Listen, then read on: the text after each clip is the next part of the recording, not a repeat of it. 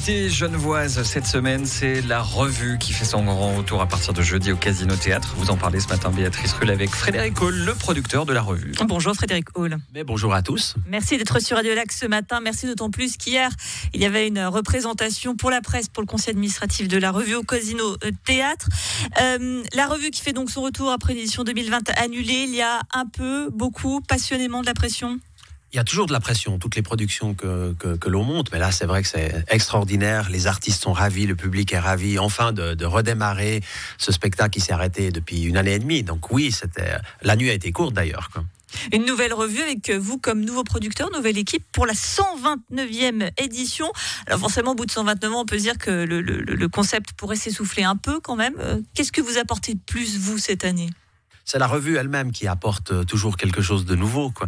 Je dirais c'est peut-être la scénographie, la manière d'aborder les sujets qui est plus contemporaine, quoi, qui plaît aussi à tout le monde. Et c'est vrai que c'est un spectacle, à mon avis, enfin on l'a déjà testé avec des représentations de filage en public vendredi et dimanche dernier, où il y avait pas mal de jeunes qui étaient un petit peu amenés quasi de force, et qui à la fin nous ont dit waouh, c'est génial, je vais revenir, quoi. Donc ça fait vraiment plaisir. Ça sert à rien de faire un marketing vraiment poussé sur les jeunes. On en parlait d'ailleurs là, je me rappelle la dernière fois cet été sur votre terrasse magnifique qui admirait le jet d'eau de Genève. Et somme toute, c'est le produit qui parle de lui-même, quoi. Les gens viennent à la revue, ils veulent rêver, ils veulent rigoler, et puis qu'il n'y ait pas trop de politique, parce que moi j'adore la politique, j'en ai fait. Mais ça sert à rien d'en mettre trop, parce que les gens ne connaissent pas. Je vais vous le dire, j'ai eu la chance d'assister à cette première presse hier, d'où les cernes ce matin. Mais cela mis à part, c'est vrai qu'il y a assez peu de sujets politiques. On est vraiment dans l'actualité de tous les jours, j'ai envie de dire. C'est probablement aussi un peu à cause du Covid et puis un peu à cause de l'ère du temps où les gens osent moins, quoi. Donc c'est vrai. Des politiques assez culottées pour. Il nous manque des grandes gueules, puis il nous manque surtout des grosses bêtises. J'ai d'ailleurs encouragé le conseil administratif. Je ferai la même chose ce soir avec le conseil d'État, mais faites des bêtises, faites des trucs sympas.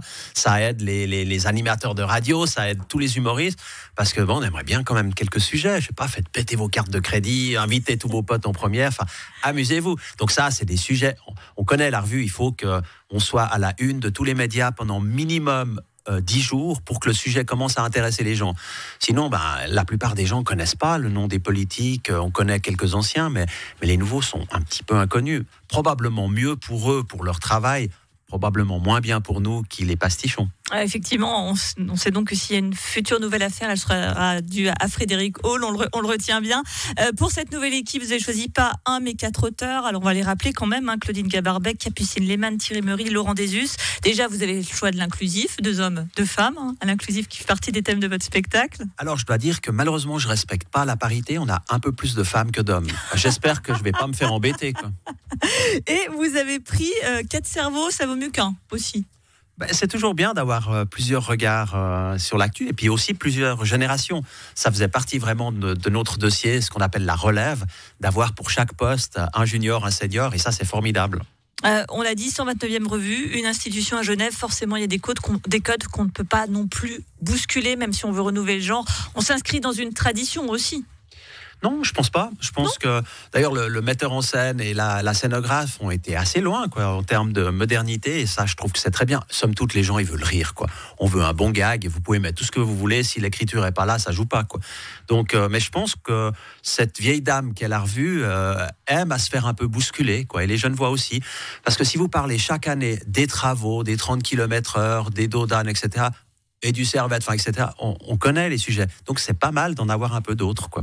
Une revue aussi qui a eu quelques petits déboires avec la précédente équipe. On sait qu'elle sera notamment assez surveillée par la ville, on imagine bien. On se souvient, la dernière direction avait utilisé les fonds de la ville pour éponger le déficit. Ce regard-là, vous le sentez un petit peu sur votre organisation? Oui, bon, je vais pas dire, on va pas déconner, mais on va faire vraiment les choses de manière très claire, très... Alors, ça me gêne absolument pas, parce que moi qui fais des projets publics depuis plus de 30 ans, j'ai l'habitude d'être archi contrôlé, donc ça me pose mais aucun problème. Moi j'adore ça, j'ai aucun problème d'avoir des fiduciaires qui viennent voir nos comptes, etc.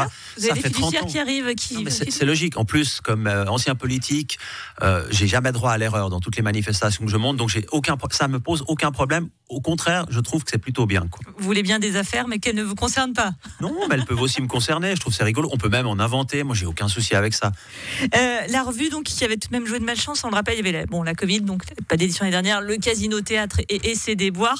Vous dites finalement, c'est bon, la précédente équipe, elle a eu toutes les casseroles possibles. Je suis tranquille. On n'est jamais tranquille. On n'est jamais tranquille dans les grandes productions de comédie musicale, parce que la revue, c'est une sorte de comédie musicale socio-politique, quoi, social-politique. Quand on regarde les productions, je sais pas, en Angleterre ou à New York, les grandes productions, tous les rôles sont doublés. Chez nous, on peut pas, quoi. Ça veut dire que tu peux pas être malade, tu peux pas te faire mal à la jambe, tu peux pas avoir un accident, puis ça dure quand même 3 mois et demi, quoi, entre les répétitions et les spectacles. Donc, il faut toujours un petit peu de chance, et puis il faut une équipe super flexible, au cas où il y a quelqu'un qui a un problème de voix, qui tousse, qui est peut-être un peu malade, ou qui s'est fait mal à la jambe, qu'on puisse remplacer. Donc ça, c'est la grille.